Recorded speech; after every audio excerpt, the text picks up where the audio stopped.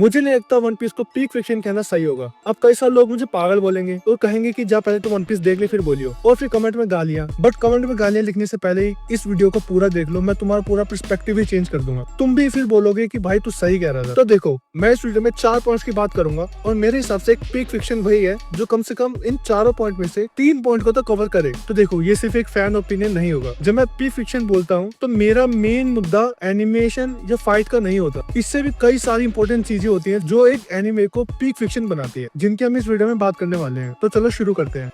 तो हमारा सबसे पहला क्वेश्चन होता है, क्या वर्ल्ड एमसी के बिना भी जिंदा रह सकता है? अब इससे मेरा क्या मतलब है? चलो एग्जांपल लेते हैं। अब एग्जांपल लेते हैं हम सोलो लेवलिंग का। मान लो अगर सोलो लेवलिंग में जिन्वू की किसी तरह से डेथ हो जाती है, तो तुम्हें क्या लग रहा है सोलो लेवलिंग जैसा भी चल रहा है उसी तरह से चलता रहेगा? देखो, जिन्वू की डेथ मतलब सिस्टम खत्म, पावर स्केलिंग पूरी तरह से रुक जाएगी और स्टोरी पूरी तरह से कोलैप्स कर जाएगा। देखो, सोलो लेवलिंग का जो वर्ल्ड है वो सिर्फ जिन्वू के लिए ही बना है, जहाँ पे सोलो लेवलिंग स्टेज की तरह है, जहाँ पे जिन्वू वहाँ का मेन अट्रैक्शन है। अब चलो हम दूसरे एनिमे की बात करते हैं। दूसरा एग्जांपल लेते हैं अटैक ऑन टाइटन का। तो देखो, अगर एरन अर्ली मर भी जाता है या फिर एरन की अर्ली डेथ हो जाती है, तब भी एओटी का वर्ल्ड आगे बढ़ता रहेगा। देखो, एओटी को स्टेज की तरह नहीं है जहाँ पे एरन एक मेन अट्रैक्शन है। एओटी में और भी कई सारी चीजें हैं, जैसे वहाँ की मार्लियंस, टाइटन्स, पोलिटिक और भाई बहुत सारी चीजें हैं जो उस कहानी को आगे बढ़ाता रहेगा। इसी तरह अगर हम वन पीस की बात करें तो लूफी से पहले भाई वर्ल्ड था। भाई देखो, जैसे void century, Joy Boy, ancient weapon, world government, भाई इनमें से ज्यादातर चीज तो अभी भी मिस्ट्री है जो अभी ऑर्डर सेंचुरी ने रिवील तक नहीं करी है। और अगर लूफी किसी तरह से स्टोरी से गायब भी हो जाता है, तब भी भाई कहानी आगे बढ़ती रहेगी, आगे चलती रहेगी।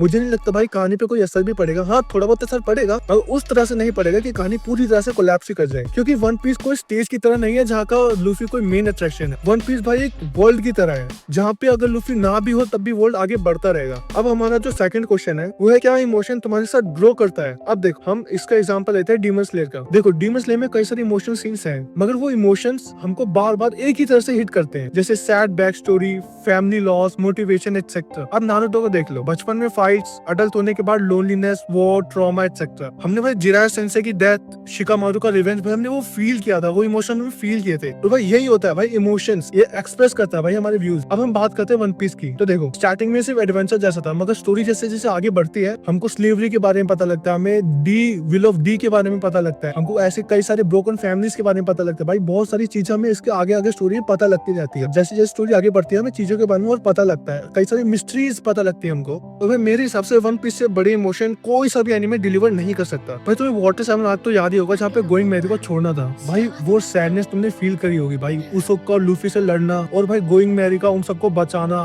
गोइंग मैरी का थैंक यू बोलना, गुड बाय बोलना। भाई वो इमोशंस, भाई मेरे हिसाब से ना ऐसे इमोशन और कोई सा एनिमे डिलीवर नहीं कर सकता। और अब जो हमारा थर्ड क्वेश्चन है वो है, क्या दोस्ती बस कूल लगती है या फिर उसका कोई बिल भी होता है? अब देखो भाई, इससे मेरा मतलब है कि सिर्फ दोस्ती कहने के लिए या फिर उसको निभाते भी है भाई एनिमे में लोग। तो देखो, क्या तुम्हारे एनिमे कैरेक्टर्स का बॉन्ड इतना अच्छा है कि वो एक दूसरे को अपनी जान तक दे सकते हैं? चलो मैं तुम्हें एक बहुत बड़ी एग्जांपल देता हूं। तुम्हें थ्रिलर बार्क आर्क तो याद ही होगा, जब जोरो लूफी को बचाने के लिए कुमा को अपना सर देने तक को तैयार हो गया था, यानी वो अपने आप को सेक्रीफाइस करने तक को तैयार हो गया था। तो भाई यही हमें शो करता है दोस्ती और लॉयल्टी होती क्या है, कि तुम्हें पता है कि शायद मैं इसके बाद ना भी बच पाऊं, फिर भी तुम अपने दोस्त के लिए उस प्राइस को पे करने के लिए तैयार रहते हो। वन पीस में जैसे जोरो लूफी के लिए अपनी जान देने को तैयार हो गया था, रोबिन के लूफी वर्ल्ड गवर्नमेंट से लड़ने के लिए तैयार हो गया था। और यही हमें शो करता है कि वन पीस में दोस्ती किस लेवल तक जा सकती है।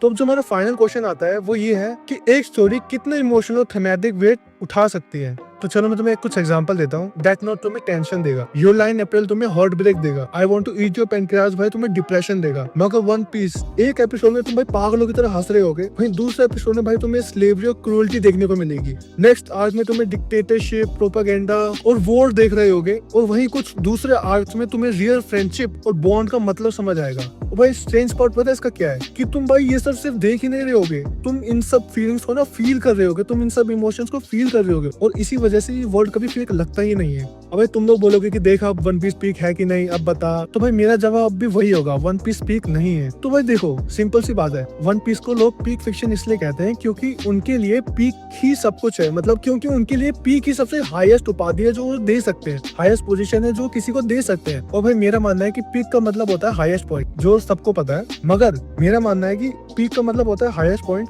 और उसके बाद नीचे उतरना होता है। मगर मेरा मानना है कि वन पीस कभी नीचे उतर ही नहीं सकता और वन पीस कभी नीचे उतरेगा भी नहीं भाई। One piece layer by layer सब कुछ ऐड करता जाता है, जैसे इमोशंस पे इमोशंस, हिस्ट्री पे हिस्ट्री, मीनिंग्स पे मीनिंग, भाई मिस्ट्री पे मिस्ट्री। वन पीस सब कुछ लेयर बाय लेयर ऐड करता है। और भाई कई लोग होते हैं जो वन पीस से दूर रहते हैं, उसको देखते ही नहीं है। क्यों भाई? क्योंकि बहुत ही ज्यादा बड़ा है। तो भाई जिन लोगों ने अभी तक ये नहीं देखा है, तो भाई वन पीस ना सिर्फ तुम्हारा टाइम मांग रहा है। मगर गाइस बिलीव मी, अगर तुम इसको अपना टाइम दोगे तो ये तुम्हारे लिए सिर्फ एक एनिमे नहीं रह जाएगा, ये तुम्हारा पूरा पर्सपेक्टिव ही चेंज कर देगा। तुम इसको वापस से कभी उस नजरिए से नहीं देख पाओगे जैसे तुमने इसको स्टार्ट किया था। ये तुम्हारी एक मेमोरी बन जाएगा भाई, ये तुम्हारी एक मेमोरी की तरह तुम्हारे दिमाग में बिल्कुल बस जाएगा। तो भाई इसलिए मैं मानता हूँ कि वन पीस कोई पीक फिक्शन नहीं है, ये एक एग्जाम्पल है जब कोई फिक्शन अपने पूरे बाउंड्रीज को पार कर अपनी पूरी कैटेगरी ही तोड़ के रख देता है। और अगर भाई तुम भी मेरी बातों से एग्री करते हो तो कमेंट में लिख देना वन पीस बियॉन्ड पीक। और भाई अगर वीडियो अच्छी लगी तो चैनल को सब्सक्राइब कर देना और वीडियो को लाइक कर देना।